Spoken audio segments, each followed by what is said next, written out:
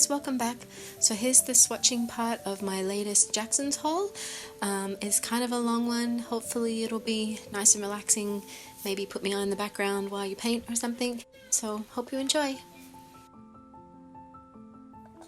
Okay, let's get swatching. So our first color is we're going to do the Neocolor, Caran d'Ache Neocolor 2s. The first color is beige. I think I'll work from right to left because I'm left-handed, and if I do it over here and I wet them, I'll end up smudging it. So we will go this way. Ooh. So this looks like just like a warm gray, but when it's on the paper, it definitely has a little yellow or brown to it, and maybe even a little pink. Let's see what it looks like when we wet it.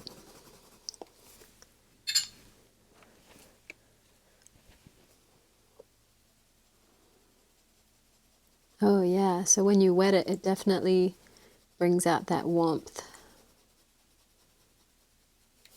Oh, that's gorgeous.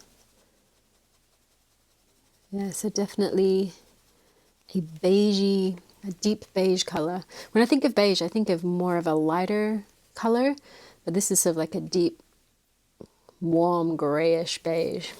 It's beautiful. Okay, let's try the burnt sienna. Whoa, that's dark. It's like a dark, rich, reddish brown.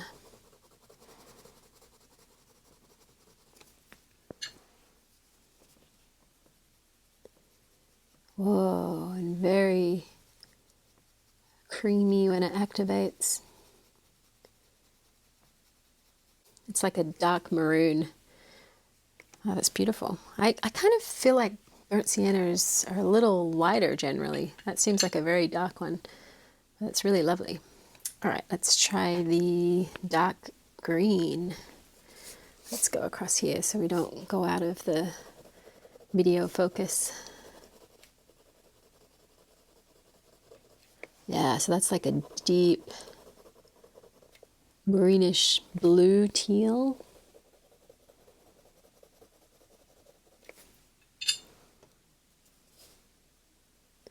Oh my gosh, that is vibrant.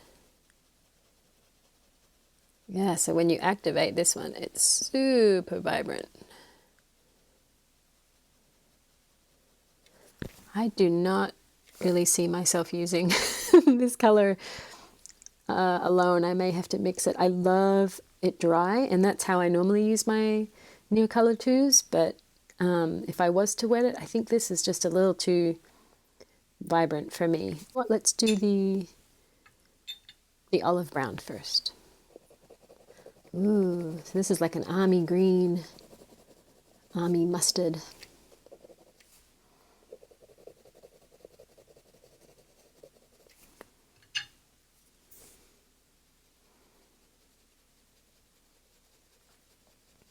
Ooh, and when it's activated, much more yellow, much more mustard color. Yeah, that really brings out the yellow tone in there. Yeah, so when it's dry, it's much more of a, sort of like a gold green color here, but then when you activate it, definitely leans towards the mustard green rather than this richer, warmer tone here. Okay, now let's try the Paynes gray.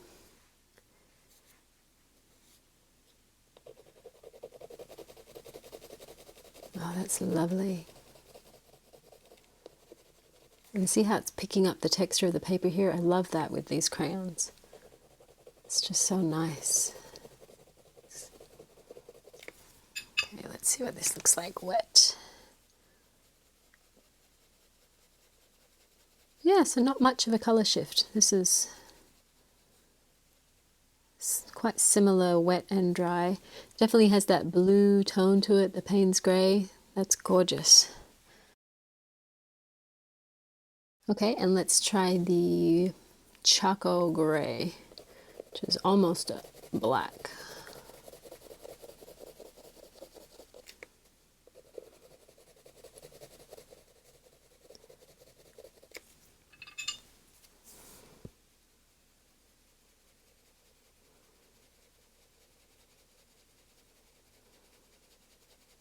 Ooh, that really fades out. I laid it down quite thick and it's still not stretching the pigment as far as these other colors did. Might have a bit of granulation in it too. And then for the white, maybe we'll put down some watercolor first and then we'll let that dry and then come back and try the white over the watercolor, because that's how I primarily use it.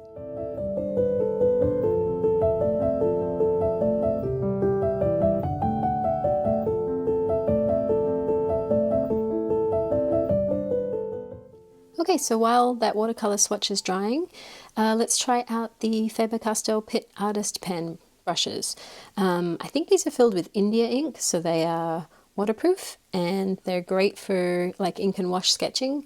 So my original pack that I had actually had these 3 grays and these 3 grays, so these 6.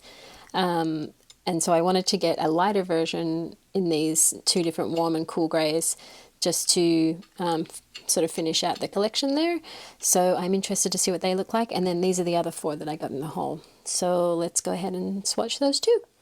All right, so we're going to start firstly with the warm gray 1. Ooh, wow, so this is a really light beige, peachy, warm gray. Much more yellow than I thought it was going to be. So you can make lots of different marks with these, really detailed, tiny, fine marks.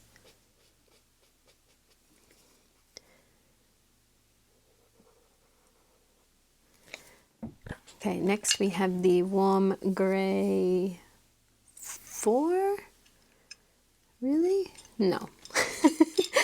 The warm gray 3. Ah, yes, so this one is much more neutral.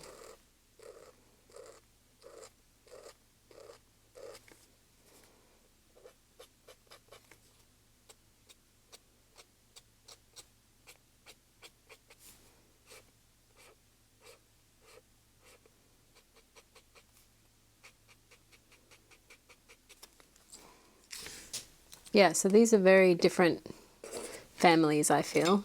Okay, let's see the warm gray 4. Now this one's really quite dark. It's a big, big jump from the warm gray 3 there.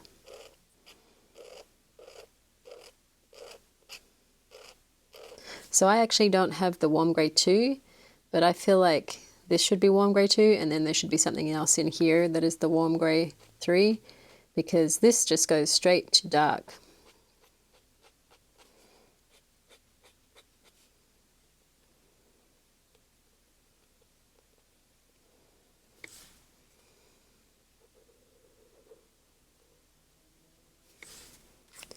So that's the number 4, and then we go to the number 5 in the warm grays,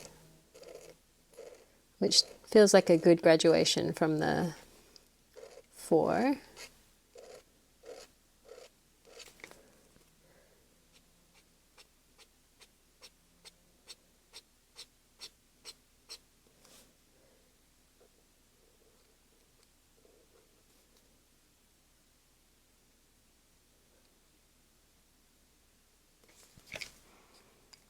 Okay, so they're the warm grays.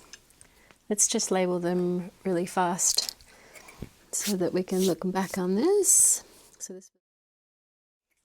Okay, so let's take a look at the cool grays. So this is cool gray 1. So this is the one I just bought. Ooh, that's beautiful. It's like a very pale blue.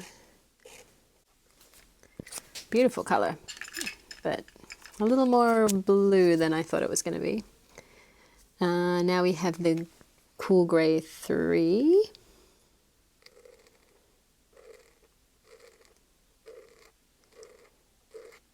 So again, I do not have the cool gray 2, if it even exists.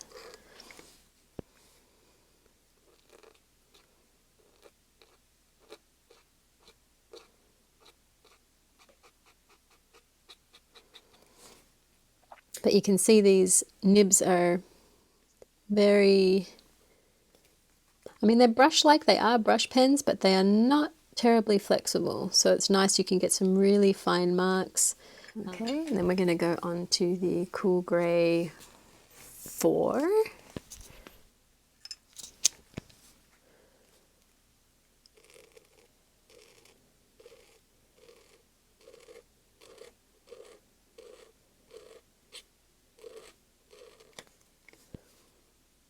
And you can kind of layer this. You can see with this cool grey here where I put 2 lines at the end. So going over the top actually does make it darker. So there's interesting. But I was saying before, you can get some sort of calligraphic movement out of it. So these might be good for brush lettering because the tip is so rigid. Okay, so that's the Cool Grey 4. And then this one jumps to Cool Grey 6. And this one feels a little more green than blue. Like we have this down here which is very blue, and then we kind of go to the neutrally cool greys, and then this one has a little more green in it.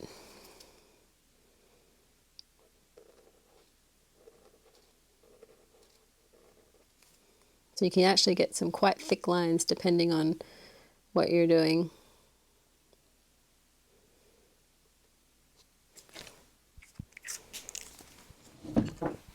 Okay, and now we have the ones that I just bought.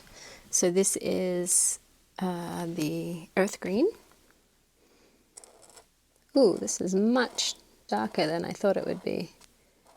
I was hoping it would be the color that is on the pen. It's much more subtle, muted green. It's a little more yellow and green dark than I thought. And it does dry a little lighter than when you first put it down. Okay, then we have the beige red. Ooh, that's gorgeous. So this is just sort of like a pinkish, peachish red, peachish color. Pink, salmon. That's what I was looking for, a bit fishy. And then we have the Nougat.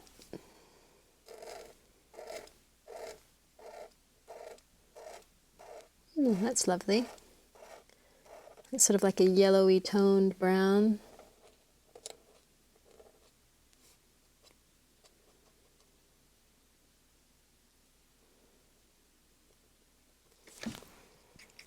And the last one is the dark indigo. Ooh, it's like a denim.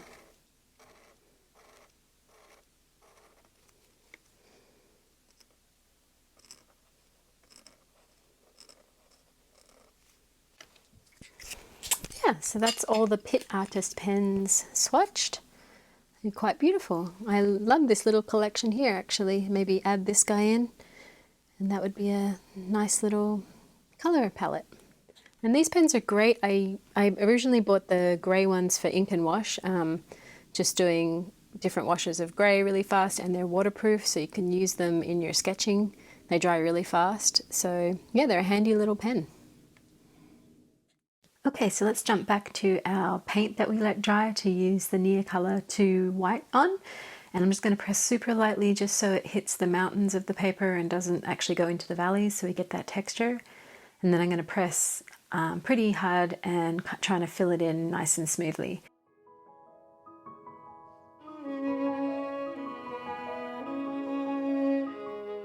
And this doesn't seem to be as opaque or as rich white. Or I think maybe some of the paint just showing through.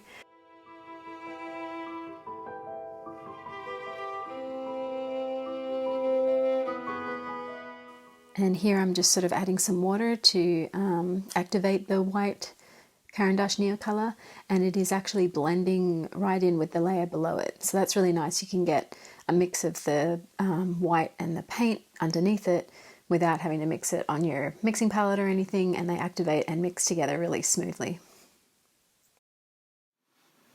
Okay, so let's swatch the watercolor pencils.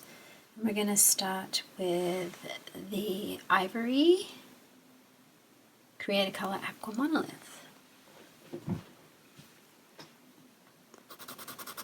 Ooh, so that's a really, actually more orangey, warmer color, yellow ivory than I thought it was going to be.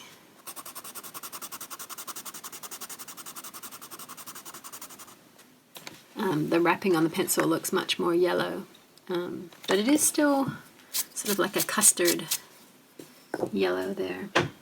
I thought it might be a little less saturated, actually, more like a cream color.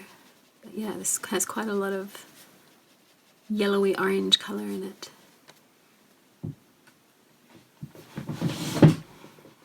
Okay, let's go on to the Naples yellow.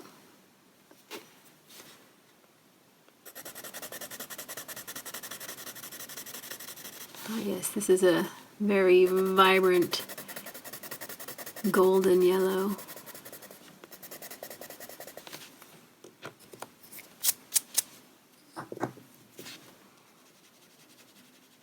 Ooh, when it's activated, it's super yellowy green. Very leaning more towards the green than the golden there. Okay, let's try this super bright green, which is light green. Oh my gosh, that is very fake apple looking. I don't really see myself using this green. It's a bit too neon. Let's see, I'm guessing it's going to be very vibrant when we wet it. Let's see. Whoa. Yeah, and the yellow really comes out.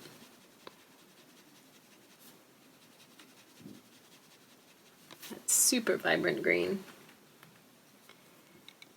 Okay, let's go on to what I think will probably be my favorite, which is the Earth Green Albrecht Dürer.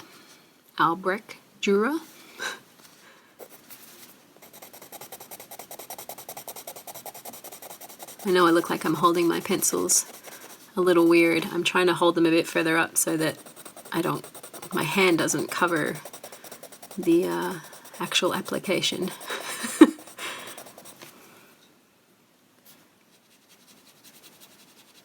Oh yeah, this is beautiful.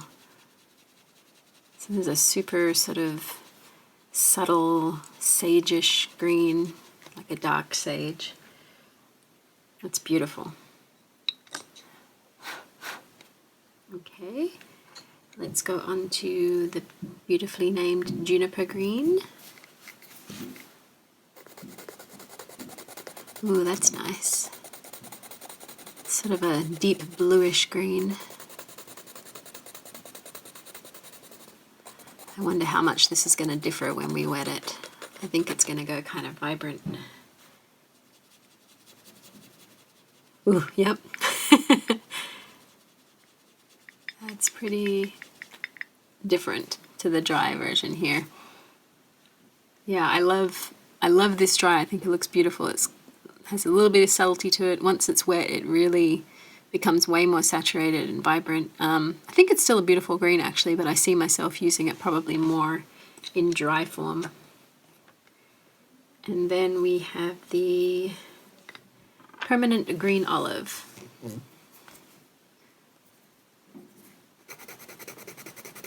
Ooh, yes, that's kind of a yellowish, deep yellowish green. I thought it might be more brown, because a lot of the times the olive colors tend to be quite sort of like brownish colors. But this one's still definitely very green. I bet you it's going to probably show that yellow a bit more when it's wet. Let's see. Yeah, wow. So that went really vibrant compared to the dry version there. Ooh, wow, that's beautiful. It's like this turquoisey blue, probably more towards the blue than the green. It's an interestingly named one.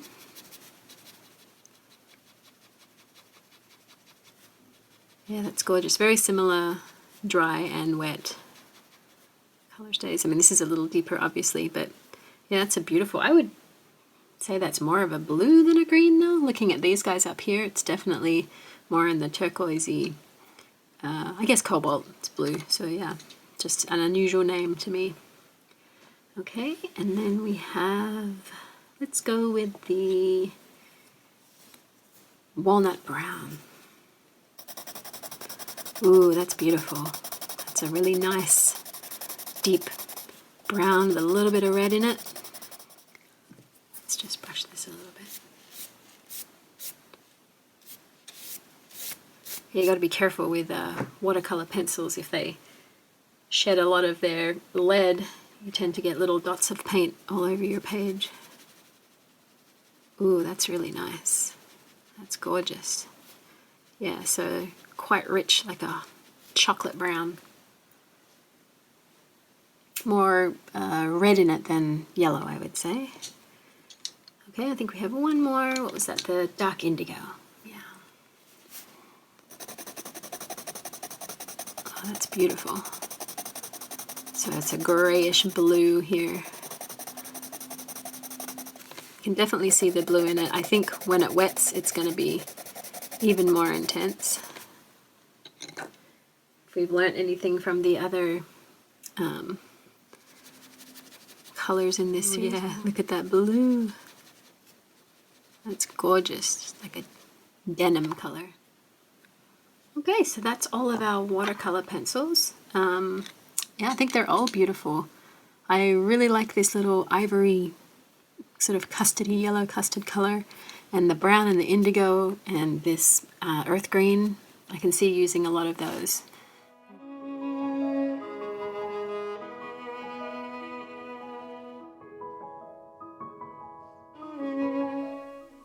All right, so let's try our new Roman Szmal paints. So I think with these I'm going to maybe do some big swatches because I want to see if they granulate and they flow. So I think I'm just going to put down some water.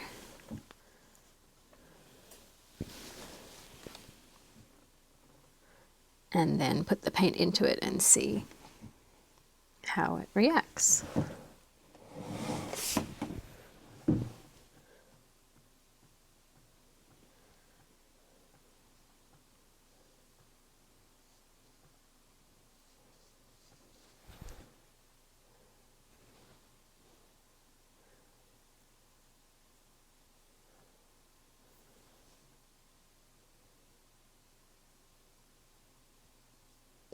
Yeah, so this color does not flow very much. I own the Roman Szmal's Paynes Gray, and that one just diffuses into the water and flows so beautifully.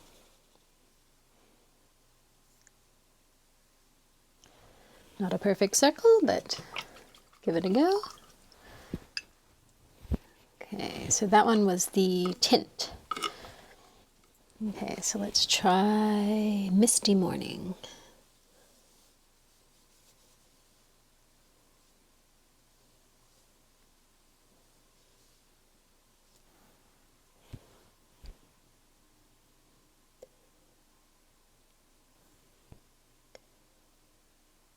So that diffuses a little more. You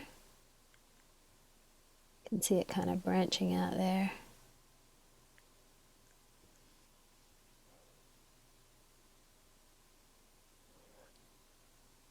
I feel like this might have a couple of pigments in it, so I'm hoping to see some of that separation in this water here. That's gorgeous. Yeah, I think I can see some pink and purple and blue, so we'll have a look at that when it dries. Let's try the Aquarius gray.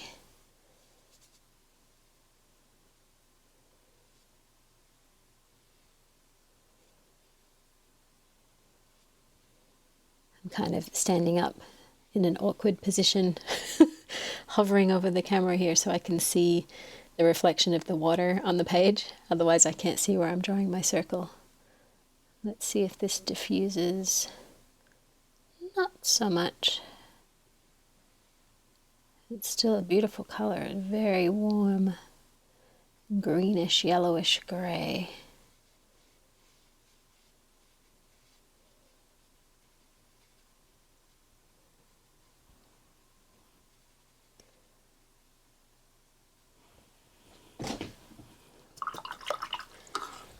Okay, let's just move this page up a little.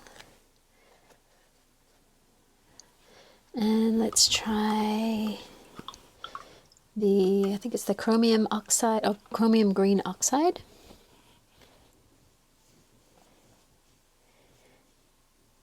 And maybe I'll swatch the Paynes Grey just so you guys can see the flow that I'm talking about.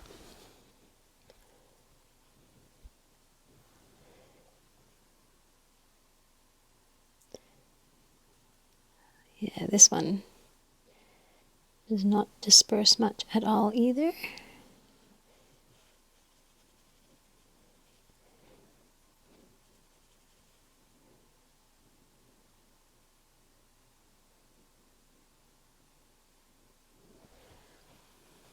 It's a beautiful color.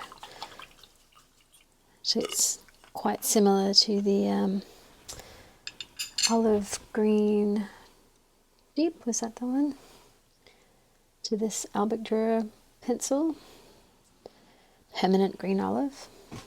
Okay, so let's see, let's try the brown ochre.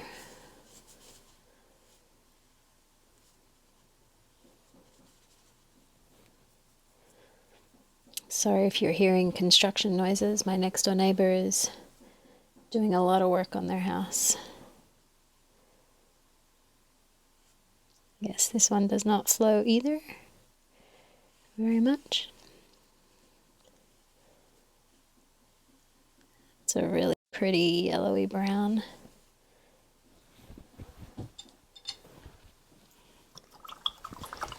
And then our last one, which is the one that I really wanted to see, is the Mars Black. I wanted to see whether that would granulate a lot.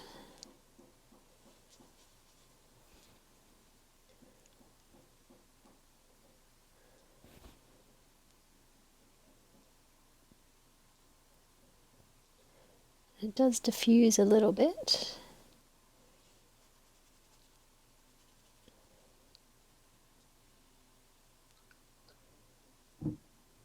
You can already see the granulation starting to settle into this paper.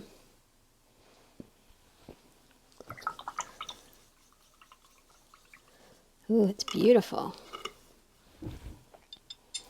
Oh, I must have dropped something there. Maybe the Mars Black went everywhere a little bit, but you can really see in here all these colors separating. Let me just scoot this up a little bit, and I'm going to do a circle of the Paynes Grey, just so you can see what I'm talking about with the diffusion.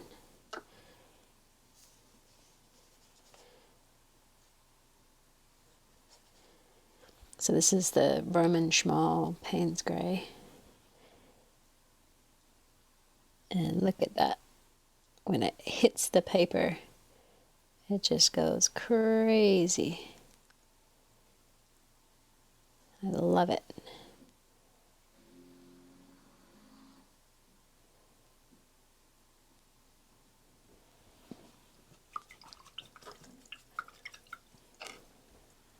So I'm just going to bring you guys in closer just to see the colors. Just wanted to give you a close-up of these colors. There's the Tint, sort of a peachy brown color. And then this gorgeous misty morning pinks and teals and purples. It's crazy. And then the gorgeous Aquarius gray. Look at that granulation. It kind of looks like the moon. And then the beautiful Mars black. Look at that granulation. It's so much texture and interest. It's so beautiful. I'm going to be excited to use that and maybe mix it with other colors, see if I can get that granulation in other colors. And this super smooth brown Oxide. That's a lovely color. Actually, no, brown ochre. Sorry. This is the Chromium green Oxide. There's quite a bit of granulation too. And then this was just the Paynes grey that I wanted to show the flow on, which I already owned.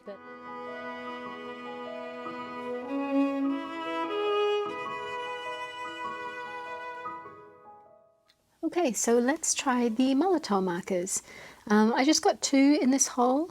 I got one in Nature White, which is a 2mm, and I got one in just plain white, which has a 1.5 end and a 4mm end. So I just did a couple of swatches down here. I did some Sharpie. I did the Paynes Grey from Roman Szmal. I did the Walnut Brown pencil, watercolor pencil we just tried today, and also the Permanent Green Olive pencil. So let's just see how these work over the top. So let's start with the white. I'm going to start with the 4mm end first. Wow, so it's pretty opaque. You get a nice thick line. And can we color in a section? Let's see. Yeah, so these lay down really nicely. They actually, I think they pick up the watercolor a little bit. They do activate the watercolor underneath. You can see that coming through, but they're pretty opaque. They're a pretty good white, actually. I wonder how thin I can get. That's like little dots. Yeah, so you can get some nice dots, and they're pretty consistent. That was a nice flow. Let's see the 1mm. So this is more of a pointy end. Ooh, that's nice and thin. Wow, that's cool. So these are really nice to work with. Super smooth, and seems like it lays down the acrylic paint really consistently. And this gives you a very nice thin line.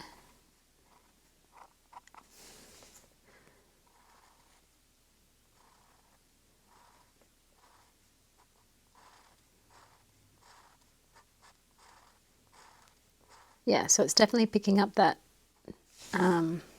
watercolor paint underneath.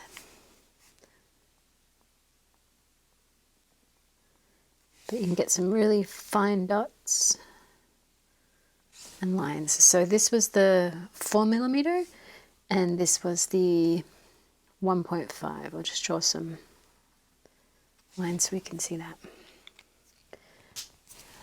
Okay, let's see over here.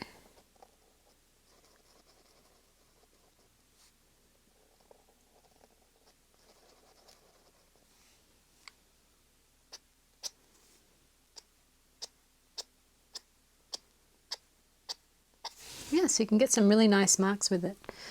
And then this one is a 2mm in natural white, which should be like an ivory or an off-white. Ooh, this is a little thinner. Maybe I need to shake it and prime it a bit more. Oh! Okay, so that was not so graceful. But yeah, this seems a lot thinner in consistency than the white. And much less opaque as well. I wonder if it's just an issue of mixing it a little longer. I'm going to put this on pause and I'll just shake it up a little bit more and come back. Okay, I'm back. That was mere seconds for you, but I did shake it up a little bit more and primed it again, and let's see if we get more coverage. Not really. So this is this one's a lot waterier than the white. Let's just... So yeah, it picked up a little bit of that Paynes grey.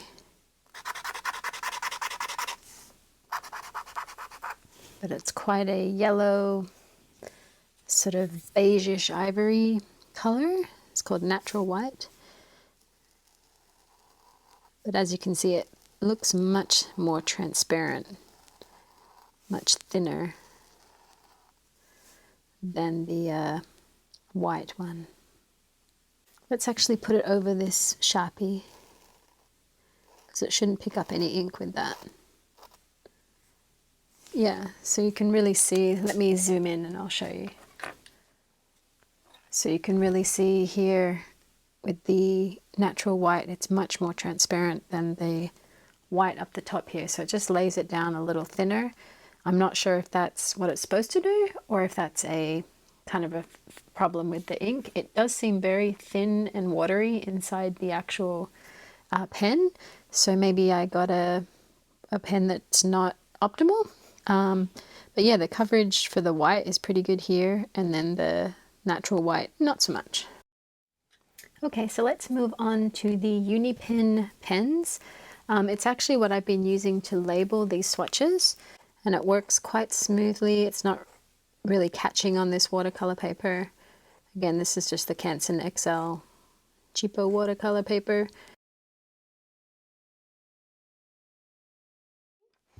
And then this is the brush pen. Let's see how this works.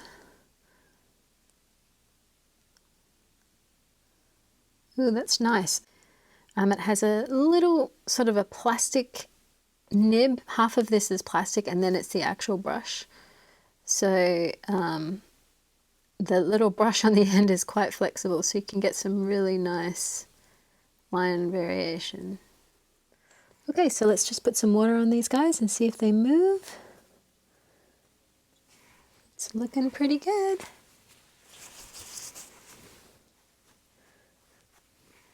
Yeah, so they stayed put pretty well.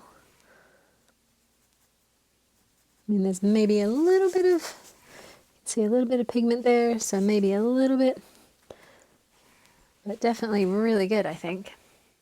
So they are the Uni Pin water and fade proof pigment ink. Okay, so we have a couple of things left. We have the two kneadable erasers, this little sharpener, and the Coloraze pencils. So maybe we should sharpen these with the sharpener, and then we will look at these guys.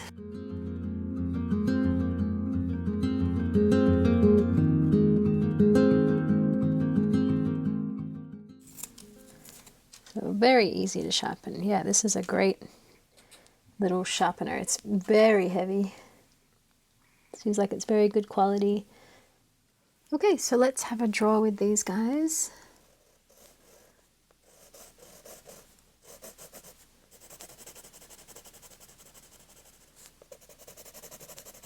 It's a very pale blue, but you can definitely see it.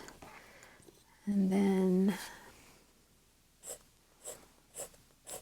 red is definitely a little bolder. I'm just pressing quite lightly here. Then I'm going to go dark. And let's see if these erasers do anything. So this one is the Faber-Castell kneadable eraser, and it's super flexible and kneadable, which is really nice. So you can kind of pull it like this. I think you're supposed to kind of knead it a little bit. And then kind of shape it. Oh wow, that definitely picks up the color. I'm just working on this little bit here. That's so crazy. Wow. Let's see if it does the blue one. It's magic. Wow. I don't know why I didn't think it would work, but that is so cool. Okay, let's try the Lyra one.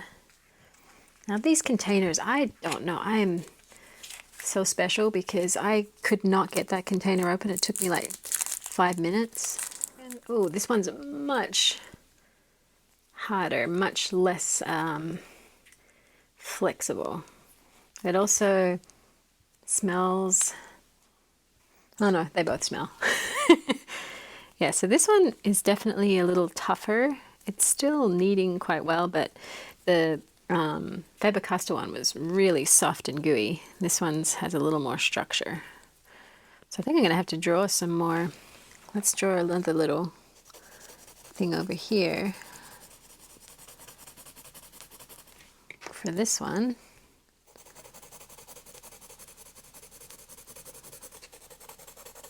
Okay, let's try the Lyra.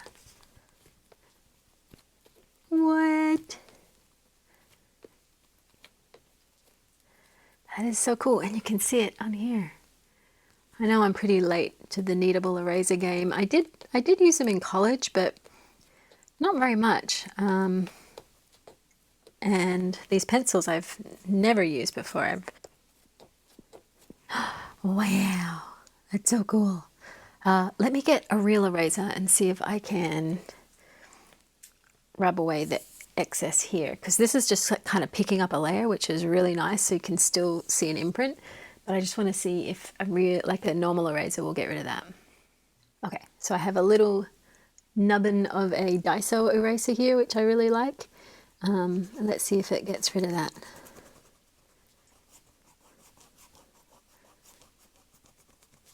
Wow. So it pretty much gets rid of all of it. Dang, that is so cool. They come in these little cases. I think that's to keep them from collecting dirt. I don't think they really dry out, but they do grab onto every piece of lint available. Okay, so I think we swatched everything. Here's all of the Caran d'Ache and Artist Pit brushes, and our paints and our watercolor pencils. So I think that's all of our swatching. Thanks so much for lasting this whole video if you did, and I will see you on the next one. Bye!